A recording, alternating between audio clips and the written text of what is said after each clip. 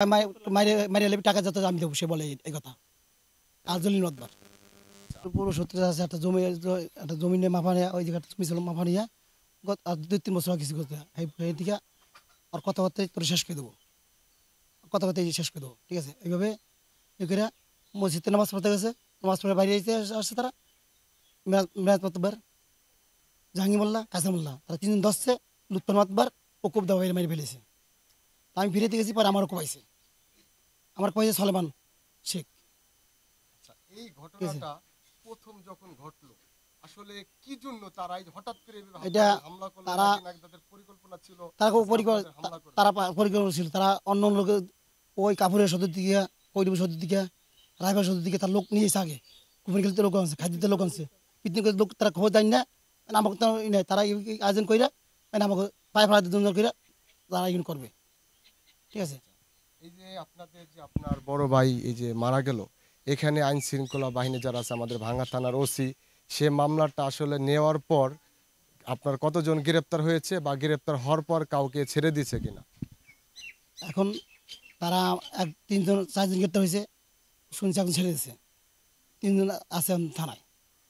আচ্ছা, এই যে মার্ডারের আসামি সে, তাকে যে ছেড়ে দিল, এটা আসলে আপনারা কিভাবে দেখছেন? যে কি এখানে কোনো পিছিয়ে তাদের কোনো বড় কেউ শেল্টার দিচ্ছে কি না? যে মার্ডারের আসামি কিন্তু আমরা জানি এত সহজে ছাড়ে না, কারণ তারপরে তার বিচার হবে, বিচারের পরে হলো তার যে রায় আসবে, তারপরে তাকে ছাড়ার হাইকোর্ট থেকে বা ফরিদপুর থেকে নির্দেশ আসবে, তারপরে তাকে ছাড়বে। এই যে তাকে ধরার সাথে সাথেই 2 দিনের মধ্যে ছেড়ে দিল, এটা আপনারা আসলে কিভাবে দেখছেন? এখানে আইন শৃঙ্খলা বাহিনীর কোনো গাফিলতি আছে কিনা? তারা রাত্রি ছাড়ি দিয়েছে বলে, এটাই তো আমি বলতে না। আমি বলছি আমার জিজ্ঞাসা সে কি দোষী, আমি হয় দোষী, হে দোষী। আমি গেছি উপরে, আমি গেছি দোতলায়, পরে সে লোক দেখি না, 3 জন আছে দ্বারা, আর 1জন দেখি না। 3 ছেলে আছে, বাচ্চা আল্লাহ রাখছে, কারণ তাকে তো বাচ্চা রাখা লাগবে। এখন তারা এখন শিশু বাচ্চা, তাকে এখন তো তারা বাল্যক নাই। আমার কোনটা আমার ভাই মারা গেছে, আমি এর বিচার চাই, আমি ফাঁসি চাই। আমি যে কজন এই যে মনে করেন তার 3 সন্তান আছে, তার 3 সন্তান কিন্তু এখন এতিম হয়ে গেল। হ্যাঁ, এই তো হয়ে গেছে। এই এতিম হওয়ার পর আপনি যে এখন সরাসরি বর্তমান যারা উপদেষ্টা আছে, প্রধান উপদেষ্টা ডক্টর মোহাম্মদ ইউনূস স্যার এবং আরো যারা আইন উপদেষ্টা আছে, তাদেরকে আপনি কি বলতে চান? এই রায়টা আসলে কিভাবে তার কাছে চাইছি যে আমার ভাই মারা গেছে, আমি ফাঁসি চাই তাদের কাছে, এই লোকের জন্য আমি ফাঁসি চাই, যারা যা মারছে তাদের আমি ফাঁসি চাই। এই জায়গা যারা এই মনে করেন এই ঘটনাটা ঘটাইছে, এদের পিছনের এই হাতটা কে এই শক্তিশালী, যে আপনাদের সাথে আরো শুনলাম আমি যে লক্ষ লক্ষ টাকা দিবে, আপনাদের সাথে আরো বসবে বা আরো মেরে ফেলার হুমকি দিয়েছে, এইটা আসলে কে সেই লোকটা? আপনি কি দৌড়ি মতবার, মিরাজ মতবার, জাহাঙ্গীর মোল্লা, কায়সার মোল্লা, সূর্য মিয়া শেখ, ঠিক আছে, লিটু মত ইটালি আছে, সে মাসে সে সব খরচ আমি দেবো, সে বলছে, সে টাকার খুব গরম দেবে, মাইরে টাকা যত আমি দেবো, সে বলে এই কথা।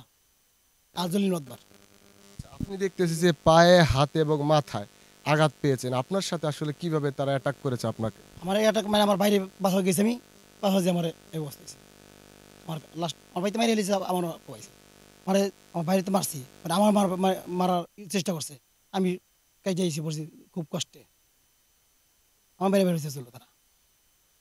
আমি তো আমার বাড়িতে ঘুরে গেছি, তখন আমার বাইসে থাকতে হবো, আমার বাইরে 22 যাবে ইতিম হইয়া, আমার ছেলে আছে ইতিম, মাইয়া আছে ইতিম হয়ে যাবো, আমার বাবা আছে মুরব্বী, হেতে এমনি মরা আরো মরে যাবে সে। আমি করে খুব ক্যাপাসিটি আমি বাইসেছি, আল্লাহ বাসা রাখছে। আমার যে ভাই যে মারছে, আমি এটা বিচার চাই, যে আমার ভাই মারা যায়, আমি ফাঁসি চাই, 10 জন লোক আমি ফাঁসি চাই, 10 জন লোকের 10 জন লোকের কাম করাইছে তারা, তারা বহুত মিরাজ মাতবার, জলিল ব্যাপারী, লিটু মাতবার, দবির, শুকুরিল মাস্টার, জহরিল মাতবার, সুজিমা শেখ, এখন ফাঁসি চাই। জাহাঙ্গীর মোল্লা, কাসর মোল্লা, আমি এখন ফাঁসি চাই। আর আছে সলেমান শেখ, আমি এখন ফাঁসি চাই। আমি সরকারের কাছে, আমি ডাক্তার ইউনূসের কাছে আবেদন জানাই দিচ্ছি, ঠিক আছে।